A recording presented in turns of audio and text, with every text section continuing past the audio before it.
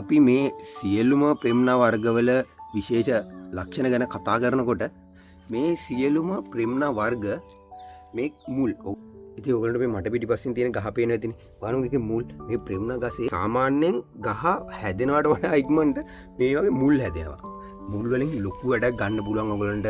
ගල් මත පිහිටි රූපකාරය විදිහට ওই විදිහට මේ ස්ටයිල් සෑහෙන ස්ටයිල් ප්‍රමාණයක් මේ ප්‍රෙම්නා වලින් කරන්න පුළුවන්. හැබැයි ප්‍රෙම්නා වල තියෙන පොඩි අඩුපාඩුවක් තමයි මේ ප්‍රෙම්නා තු සමහර අතු ඉක්මනින් මැරෙන්න බලනවා. සාමාන්‍යයෙන් අපේ ලංකාවේක ඔය ලෝකල් ප්‍රෙම්නා කියලා කියන්නේ ඒක සාමාන්‍යයෙන් මේ අතු ටික කාලයක් ගිහින් මැරෙන්න ගන්නවා. ඒක නිසා අපි මුල් වලට විශේෂ තැනක් දෙන්න පුළුවන්. මුල් ඉතාම ඉක්මනින් හැදෙන අලංකාර මුල් පද්ධතියක් මේ ප්‍රෙම්නා වල තියෙනවා.